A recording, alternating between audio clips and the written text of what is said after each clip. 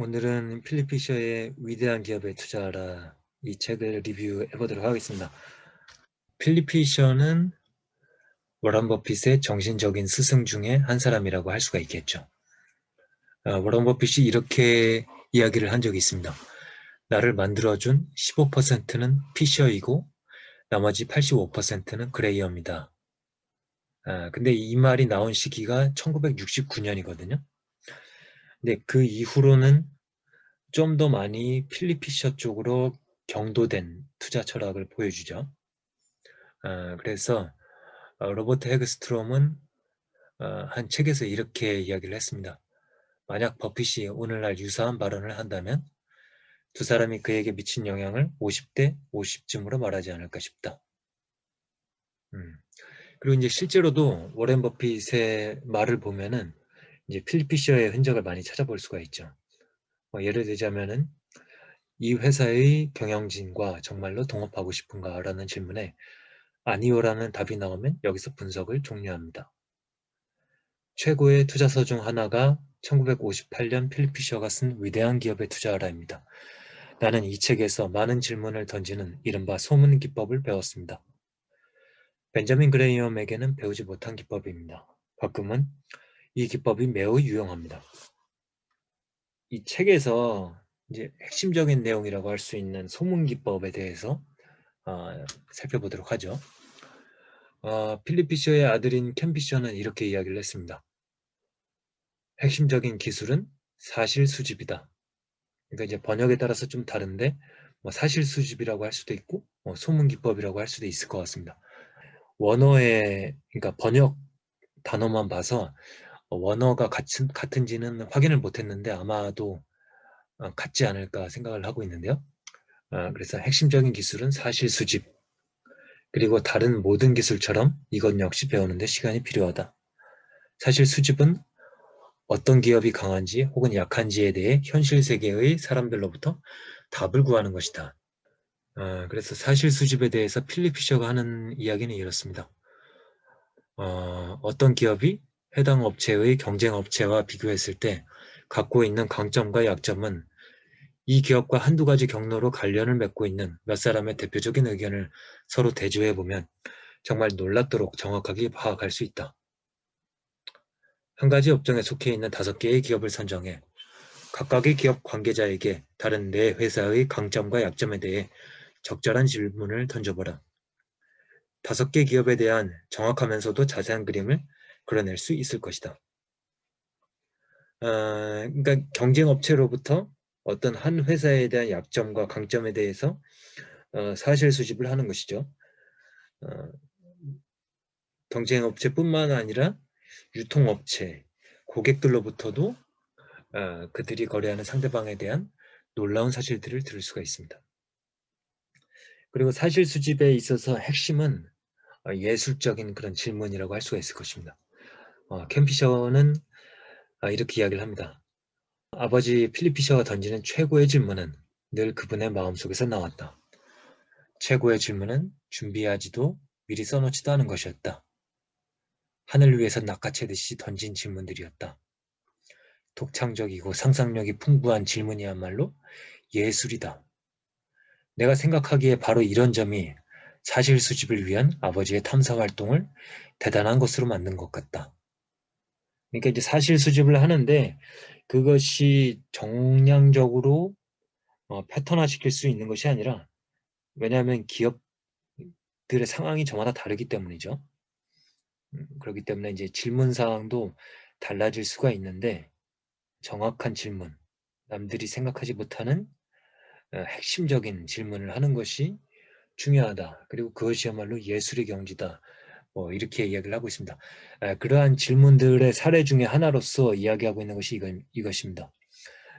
경쟁업체에서는 아직 하고 있지 않지만 당신 회사에서는 하고 있는 게 무엇입니까? 그리고 아버지 필립 피셔가 15가지 포인트를 이야기를 하고 있는데요. 켄 피셔는 이렇게 요약을 합니다. 15가지 포인트에서 이야기하는 기업은 넓은 시장과 강력한 제품을 갖고 있으면서 현재의 제품 영역을 훨씬 뛰어넘는 잠재력을 끊임없이 개발하고자 하는 결단력이 있는 경영진이 이끌어가는 회사이다. 그래서 이거는 흔히들 벤처 캐피탈리스트들이 하는 세 가지 질문이라고 하죠. 시장이 있는가? 그 시장을 장악할 수 있는 제품이 있는가? 그리고 그것들을 다 추진할 수 있는 경영진이 있는가? 이 세 가지로 다 요약을 할 수 있는데 아버지 필립 피셔는 기업을 보는 데 있어서 중요한 포인트 15가지를 이렇게 설명을 해놓고 있습니다. 제품이나 서비스가 있는가?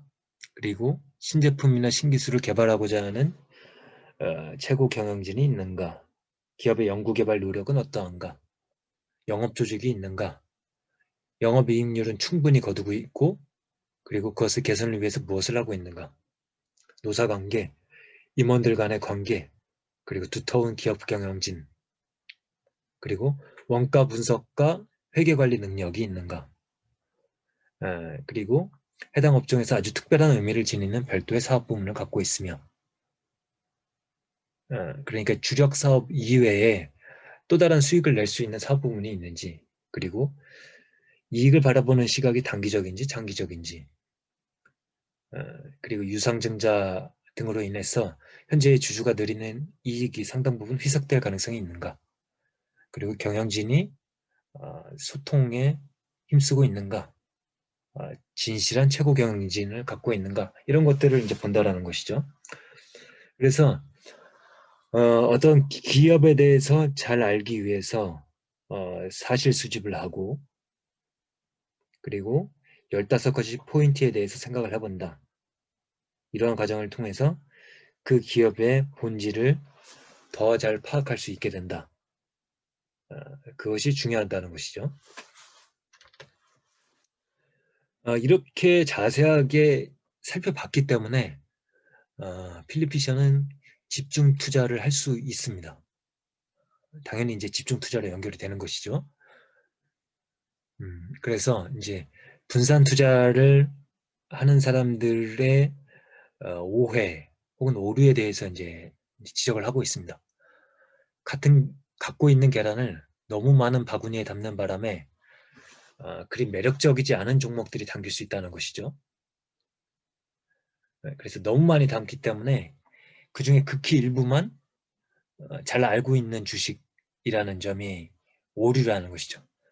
어떤 기업에 대한 충분한 지식 없이 그 주식을 매수하는 것은 분산 투자를 제대로 하지 않는 것보다 훨씬 더 위험하다는 것이죠. 그래서 이러한 집중 투자는 워런 버핏에게도 전수가 되죠. 그리고 보유 종목 수가 너무 많다는 이야기는 그 투자자 자신이 확신을 갖고 있지 못하다는 말입니다. 제대로 관리할 수 없을 정도로 많은 종목을 갖고 있을 경우 오히려 이제 낮은 투자 수익률을 올리는 경우가 많다는 것입니다. 그래서 중요한 것은 수많은 종목이 아니라 최고의 주식에 전력을 기울여야 한다는 점입니다. 수많은 종목에서 조금씩 이익을 얻은 것을 모두 합쳐도 뛰어난 몇 종목에서 거둔 투자 수익에 훨씬 못 미친다는 사실을 명심해야 합니다. 그리고 집중 투자를 하면서도 이제 벤자민 그레이엄의 표현에 의하면은 어떻게 보면은 안전 마진을 확보하기가 꽤 어렵다라고 볼 수도 있는 성장주 투자로 이어지게 됩니다. 그것은 왜냐하면은 사실 수집, 소문 기법 혹은 15가지 포인트 등을 통해서 그 기업의 본질에 대해서 잘 파악했기 때문에 미래에 큰 수익을 거둘 수 있는 성장주 투자를 하지 않을 이유가 없다라는 것이죠. 필립 피셔는. 그런데 이제 성장주를 투자하면서도 이제 핵심은 수십 년간에 걸쳐 주당 수익이 폭발적으로 성장할 주식을 어떻게 찾아낼 것인가가 성공 투자의 핵심이라고 보죠. 그래서 이제 성장주 투자를 할 때 그 투자 대상의 기업의 규모에 대해서도 이제 좀 이야기를 해놓은 것이 있는데요. 너무 작은 기업에 대해서는 조금 부정적으로 보고 있죠. 이제 실수를 저지른다면 투자한 돈을 전부 날릴 수도 있기 때문이죠. 반면에 성장주이면서도 연륜이 깊고 탄탄한 기반을 갖고 있는 대형 우량주는 좋다고 보고 있습니다. 그래서 성장주로 분류되는 주식이라면 가장 보수적인 종목이라고 해도 투자 수익률이 장기적으로 최소한 몇백 퍼센트는 되기 때문이다.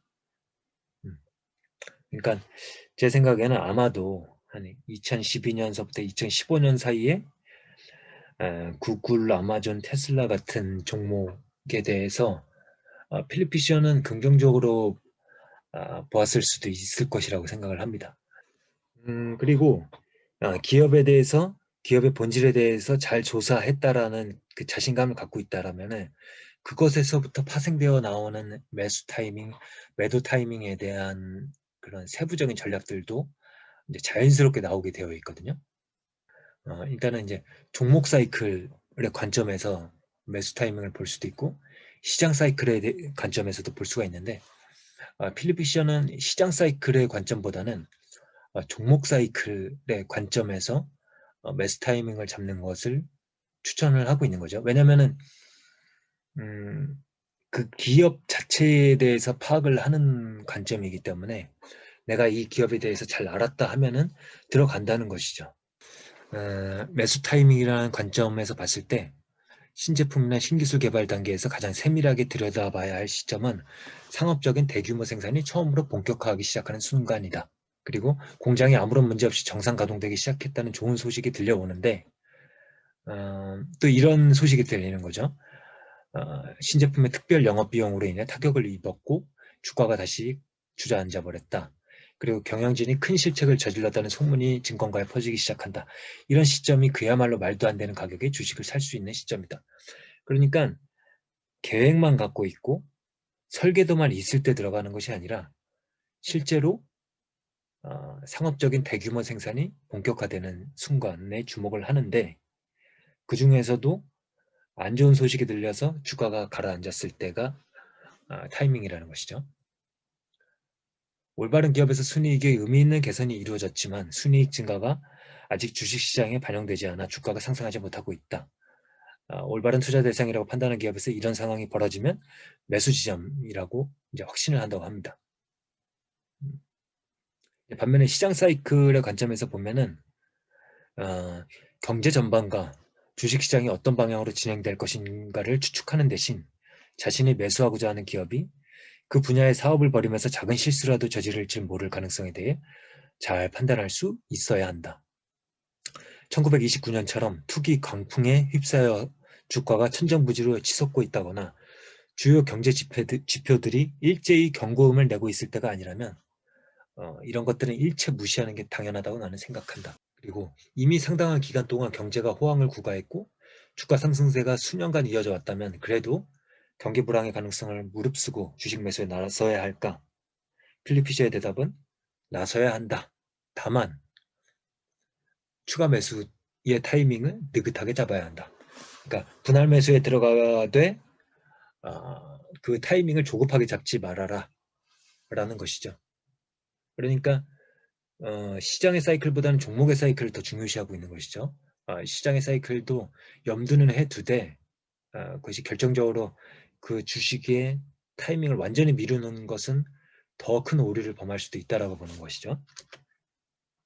그리고 이제 매도 타이밍도 이제 자연스럽게 도출이 되는데요. 왜냐하면 내가 그렇게 조사를 했고 그 기업에 대해서 확신하고 들어갔고 내 판단이 맞기 때문에 빨리 매도할 일은 없다라는 것이죠.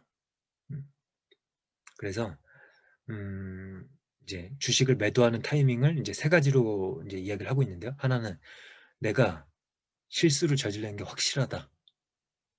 혹은 그 회사에 대해서 믿었던 우수한 점이 자세히 살펴볼수록 훨씬 덜하다는 사실이 갈수록 명확해질 때이다. 명백해질 때이다. 두 번째, 경영진의 능력이 떨어졌거나 계속 성장해왔던 주력 제품의 시장이 더 이상 과거만큼 전망이 좋지 않은 경우. 그리고 세 번째, 나중에 발견한 더욱 매력적인 투자 대상 기업이 있을 경우라는 것이죠. 그러나 어쨌든 전반적인 그 철학은 내가 좋은 종목에 들어갔다는 확신이 있기 때문에 웬만하면 팔지 않는 것이죠.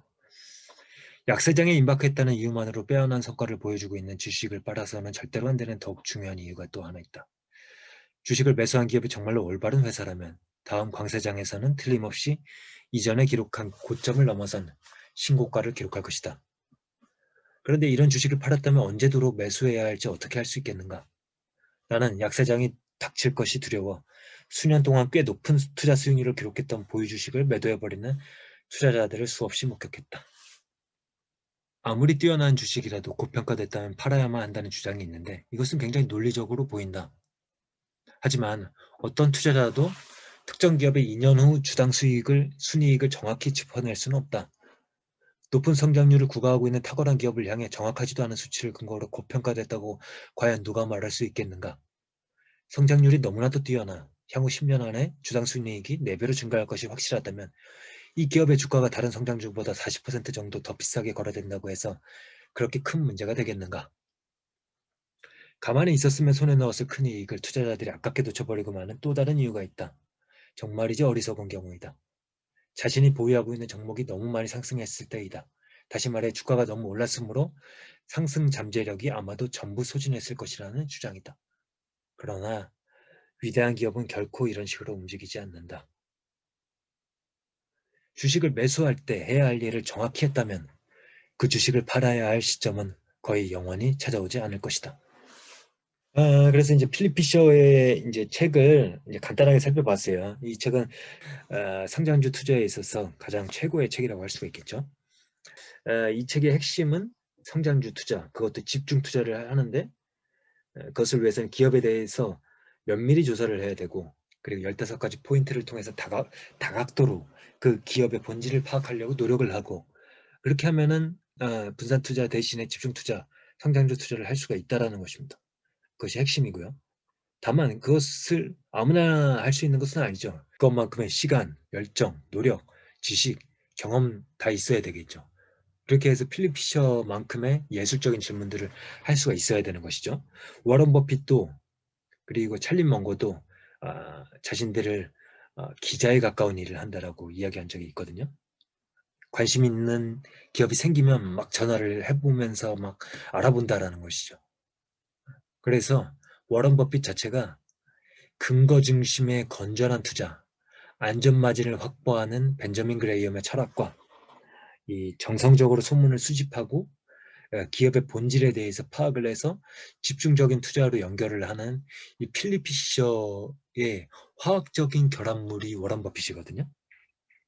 그러니까 워런 버핏의 그 사고의 뿌리를 알려면은 이 두 사람의 철학을 잘 알 필요가 있는 것이죠. 그래서 이 책을 한번 일독해 보시는 것을 권유를 해드리고요. 음, 그래서 이제 간단하게 정리를 해보자면 이런 거죠. 소문을 수집하고 그것을 통해서 기업의 본질적인 모습을 확인을 하고 이를 통해서 집중 투자와 성장주 투자에 나아갈 수가 있다. 그리고 이렇게 기업에 대해서 면밀히 조사를 했기 때문에 매수 타이밍이나 매도 타이밍도 자연스럽게 도출이 될 수가 있는 것이죠.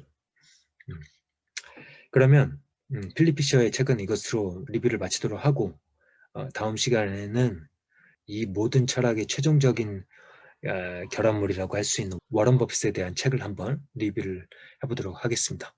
감사합니다.